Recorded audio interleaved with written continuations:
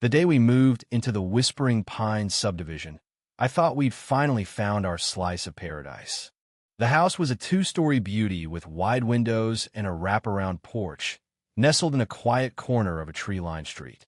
My husband, Daniel, and I had spent months searching for the perfect place somewhere safe for our kids, with good schools and a sense of community. We'd only been there a week, still tripping over half-unpacked boxes and breathing in the sharp tang of fresh paint, when I first met Victoria Hensley. She was the head of our homeowners association, and she carried herself like she owned the whole damn neighborhood. Tall and wiry, with a severe bob haircut and a penchant for crisp blouses, she strode up our driveway that first morning like a general inspecting her troops. Even the birds seemed to hush as she approached. We'd heard the HOA horror stories before signing the paper's overbearing rules. Fines for the tiniest infractions, but the house was too good to pass up. Besides, I figured we could handle a little bureaucracy.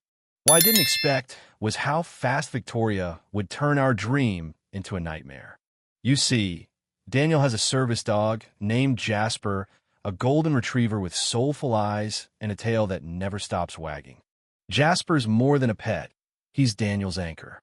After a car accident 5 years ago left Daniel with chronic pain and PTSD, Jasper became his lifeline, trained to sense panic attacks and help him navigate the world when his body betrayed him. We've been upfront with the HOA about Jasper from the start, submitting his certification papers to avoid any surprises. Legally, it shouldn't have mattered. Service animals are protected under the Americans with Disabilities Act, but we wanted to play nice. Victoria, though, didn't care about nice. From the moment she laid eyes on Jasper, she acted like he was a personal affront to her pristine kingdom. "Your dog's too big," she'd snap whenever she caught us walking him, her voice sharp enough to cut glass. "We have a 25-pound weight limit for pets here."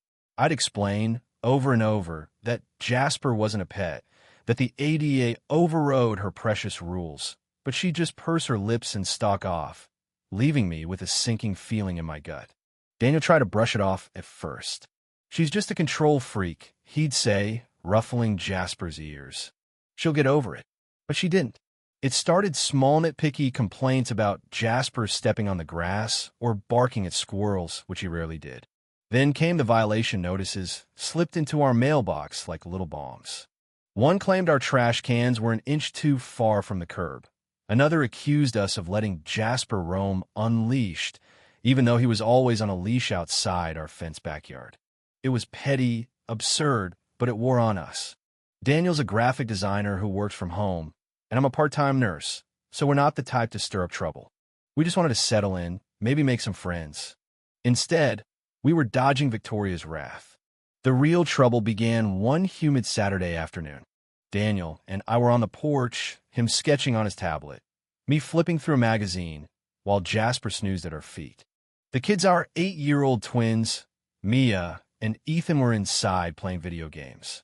Victoria marched up, her heels clicking against the pavement like gunfire. "We need to talk," she said, arms crossed so tight I thought her blouse might rip. Daniel set his tablet down, his jaw tightening. "What's this about, Victoria?" She jabbed a finger at Jasper. "This dog is a problem. He's over the weight limit, and I've had complaints about him lunging at people." I nearly laughed at the absurdity. Jasper, lunging?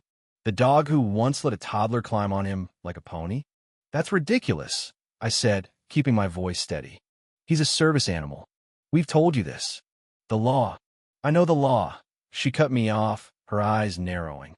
"But this is my neighborhood, and I have the authority to enforce our standards. If that dog doesn't meet them, you'll need to get rid of him." Daniel's hand clenched into a fist, but he stayed quiet, letting me handle it.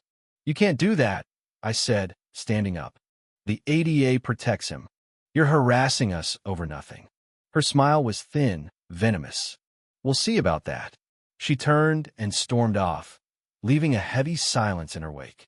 Daniel rubbed his temples, his breathing shallow, a sign a panic attack might be brewing. "She's not going to stop," he muttered. I squeezed his shoulder. "We'll figure it out." "She's bluffing." She wasn't. The next week, the notices escalated. One fined us $50 for excessive noise from Jasper, who'd been napping all day. Another claimed our front yard flowers cheerful marigolds I'd planted with the kids violated some obscure color palette rule. It was relentless, and it was personal. Daniel's anxiety spiked. He started pacing the house at night, unable to sleep. I could see the toll it took on him, the way his hands shook when he tried to work. Jasper stayed close, nudging him gently, but even that couldn't fully pull him back. Then came the night that changed everything. It was late, the kids asleep, when someone pounded on our door. I opened it to find Victoria standing there with a man in a gray uniform and animal control officer. My stomach dropped. "We've had reports of an aggressive dog at this address," the officer said, his tone flat. Victoria smirked behind him. "It's been terrorizing the neighborhood." "That's a lie," I snapped, stepping forward. "Jasper's never hurt anyone. He's a service dog."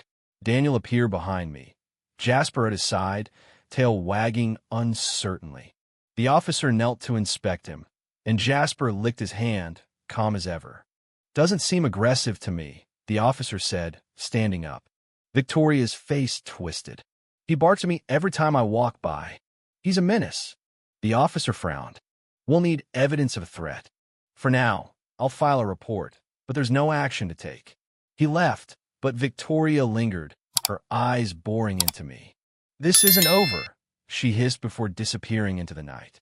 Daniel sank onto the couch, head in his hands. "She's trying to break us," he whispered. I sat beside him, fury boiling in my chest. "She won't win." That's when I decided to fight back. I'd always been the peacemaker, but this was war. I started digging quietly at first. I talked to our neighbor, Mr. Patel, a retired engineer who'd clashed with Victoria over his solar panels. He told me she'd threatened to fine him for ruining the aesthetic, even though the panels were approved. Then there was Mrs. Carter, a widow whose grandson used a wheelchair. Victoria had demanded she remove a ramp because it cluttered the sidewalk. A pattern emerged. Victoria targeted anyone who didn't fit her perfect little mold. Armed with their stories, I called my sister, Lauren, a lawyer who specialized in civil rights cases. She was furious when I told her everything. "This is textbook discrimination," she said over the phone. "The ADA's clear HOAs can't override it. You got a case, Sarah? Document everything." So I did. Every notice, every encounter, every glare from Victoria, I wrote it all down, time-stamped and detailed. Daniel helped, snapping photos of Jasper in our yard, proving he was never loose. The kids even pitched in, Mia drawing a picture of Jasper with a halo, Ethan writing best dog ever in crayon. It was our little rebellion. A month later, the HOA called a meeting. The community center was packed, the air buzzing with tension. Word had spread about our dog problem, and neighbors were curious. Victoria took the stage, her voice dripping with authority. "We've tried to resolve this amicably," she said, staring straight at us. "But these residents refuse to comply. Their animal poses a risk, and we're left with no choice but to fine them and pursue legal action." I felt Daniel tense beside me, but I stood up, heart pounding. "Can I speak?" I asked, stepping forward before she could object. The room went quiet. "I'm Sarah. The animal is Jasper, my husband's service dog. He's protected by federal law, but Victoria's been harassing us since we moved in. False complaints, fines, even animal control. It's not about safety, it's about control."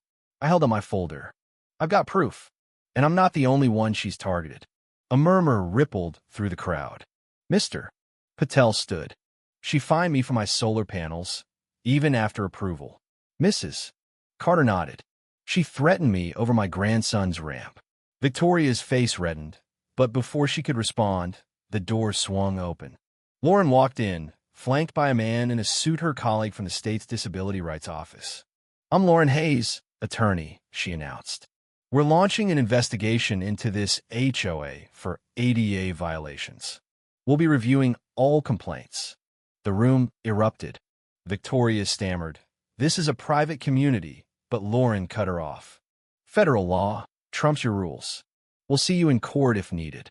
Victoria's composure cracked, her hands trembling as she ended the meeting. Neighbors swarmed us after, some apologetic, others angry on our behalf. For the first time, I felt like we weren't alone. But Victoria wasn't done. The next morning, a notice was taped to our Duran eviction thread, claiming our non-compliant behavior justified it. It was a desperate, illegal move, and it lit a fire in me. I called Lauren, who laughed bitterly. She's digging her own grave. The investigation sped up, fueled by our evidence and the neighbors' testimonies. We uncovered emails where Victoria pressured the HOA board to back her, even lying about Jasper attacking someone. It was damning. The hearing came fast. In a stark courthouse room, Lauren presented our case photos, logs, witness statements. Victoria sat alone, her usual swagger gone. The judge didn't mince words. "This HOA has violated federal law repeatedly," he said. "The eviction is void, the fines are canceled, and MS. Hensley may face personal liability." A fine hit the HOA hard, and Victoria resigned that week, chased out by lawsuits from others she'd bullied. Whispering Pines changed after that. A new president, a kind woman named Julia, took over, scrapping the old rules and hosting barbecues instead of issuing fines. We settled in at last, painted the kitchen yellow, planted a vegetable garden, let Jasper chase butterflies in the yard. Daniel's panic attacks eased, and the kids made friends. One night, as we sat on the porch, stars twinkling above, he pulled me close. "We're home," he said. I smiled, resting my head on his shoulder. "Yeah, we are." Victoria drove by once. Months later, her car slow as she glanced at us. I wondered if she regretted it all, but it didn't matter. We'd fought, we'd won, and we turned a battle into a victory not just for us, but for everyone she'd try to break. And that was enough. If you were the one in this story, how would you react? Would you stand up and fight back, or accept the unreasonable pressure and control from the HOA? Share your thoughts in the comments below. And don't forget to subscribe, like, and share this video with more people. Your small action gives us the motivation to keep bringing you more intense and engaging stories. Thanks for watching, and we'll see you in the next video.